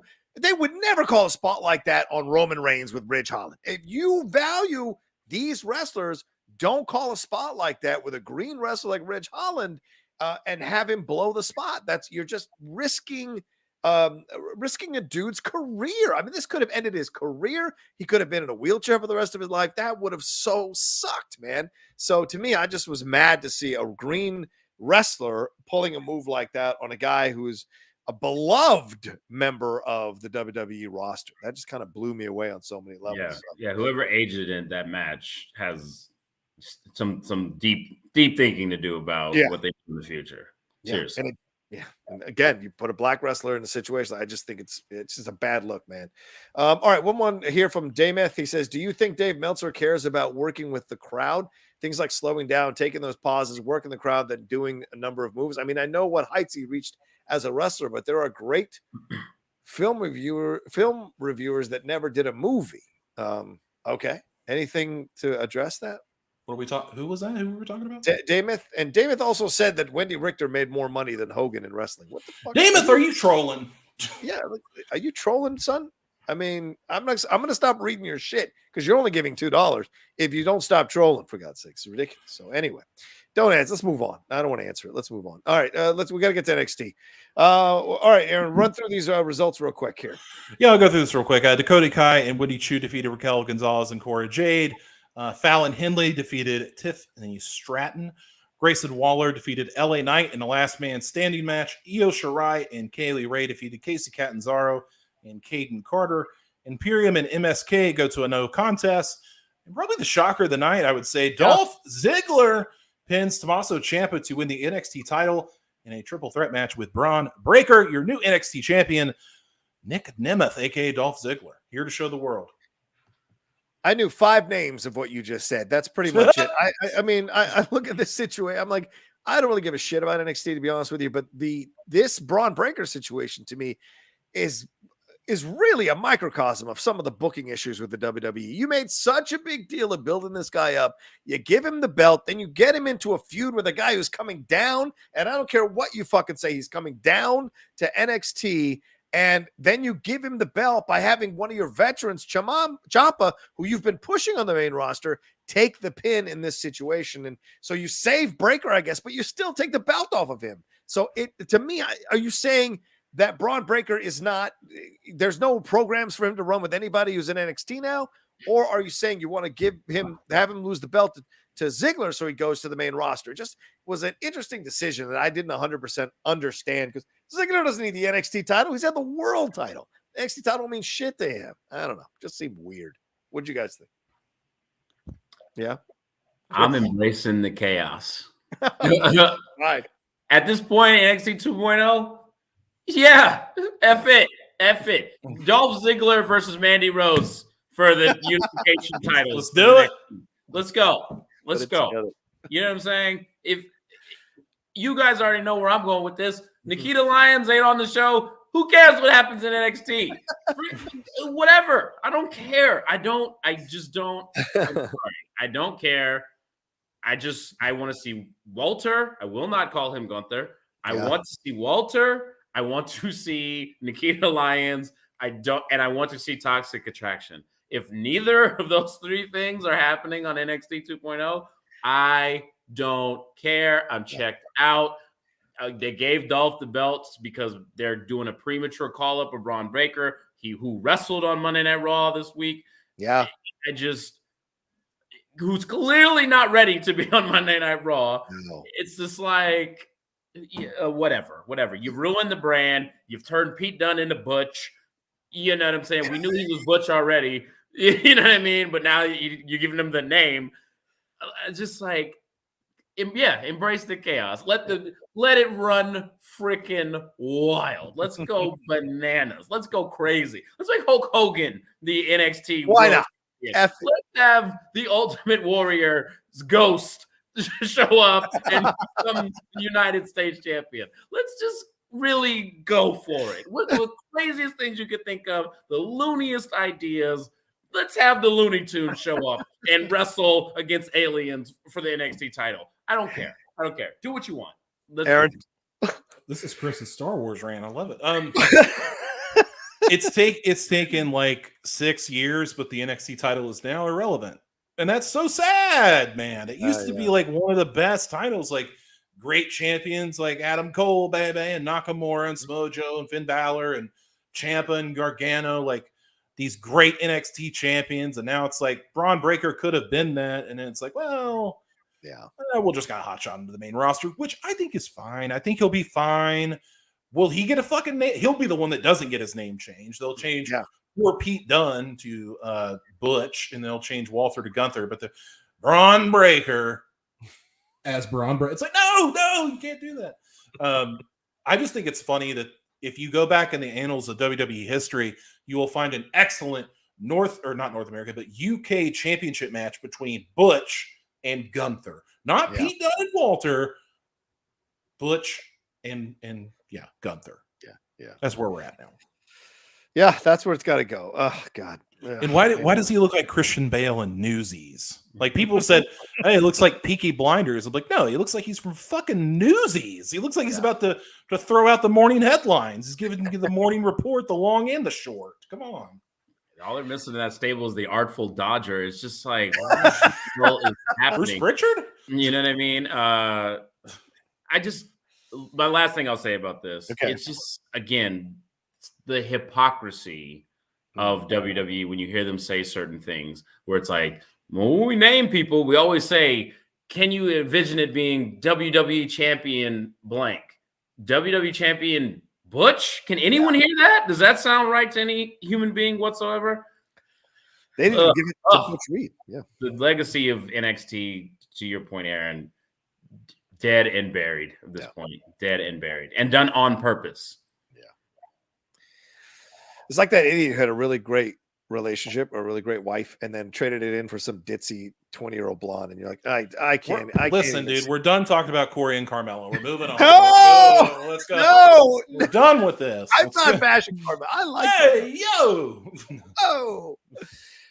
look, I know we had it on the roster to talk. There's no way we should do the Rushmore with 10 minutes left. We don't have time. So we should skip that. We're going to do a Mount Rushmore discussion. Maybe we'll push it to next week. Have a little fun with that because we didn't know how long the show was going to go. But clearly, we are way past time for the show here. Going on this week. We got it. Yeah, exactly. So we had a lot. Hope you enjoyed that. Hope you enjoyed the conversation that we had overall here today on this show. It's always a blast hanging out on a Saturday morning with these two and having some fun talking some wrestling. And everything that's going on in the world of pro wrestling as well. Aaron Turner, always a blast, brother. And Chris Burns as well. Chris, where can they find you? Everything got going on, my man? You can find me at Chris_please on all the social media tings. I'm throwing my first local comedy show in a long time at the World Famous Comedy Store this Monday. So if you're in the LA area and want to come hang out, that'll be Monday at 8 o'clock at the World Famous Comedy Store. Boom. Aaron Turner. Oh yeah. What are you? And also the Instagram, right? What do we got for the Instagram there, Chris? And at Strong Style Live, if you want to follow our whole thing on Instagram, we're posting some jokes, some news, some all sorts of things. All sorts. Aaron Turner, another fun show. Please to tell people where they can find you and our TikTok.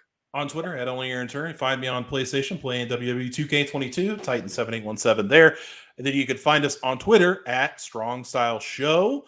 We need some more support on Twitter. We're kind of lacking in that department. However, on TikTok. We are thriving. We're almost at 400 followers. Very, very happy about the TikTok. That is strong_style_live. Just put up the Jade Cargill video. It's getting some traction. Comments are pissing me off, but we're doing it. So it's there. Maybe use that account to filter people to our show by putting clips of the show up there. Just an idea, just a suggestion. Well, if you would check out the TikTok, you would know. Oh, good. Thank you so much. I do check out the TikTok. I see Gabagool, brother. I see your videos. I watch your videos. As for me, you can find me at The Rocha Says on Twitter and Instagram and TikTok. And also the Outlaw Nation on Twitch, doing a lot more stuff there. And of course, if you're watching on YouTube, here down below, instead of listening on the podcast stream, hit that subscribe button down below and hit the like button. Leave a comment if you're watching later on. A lot of you do. And speaking of the Outlaw Nation Podcast Network, ladies and gentlemen, I got to get that to 1,000 subscribers. It's only at around 200, 300 subscribers because you guys just pretty much watch everything on YouTube. But please, let's get up there. We got new shows like The Hot Mic. The Jedi Way is dropping a new episode tomorrow. The Geek Buddies have their own stream, but sometimes they'll do stuff with me on the Outlaw Nation Podcast Network. So go and subscribe. And everything you hear here on Strong Style ends up on the Outlaw Nation Podcast Network as well. So give it some love. Go and subscribe to that. I think that's it from us. Y'all take care of yourselves. Be well. Have a great weekend, and we'll talk to you next week with another brand new live episode of Strong Style.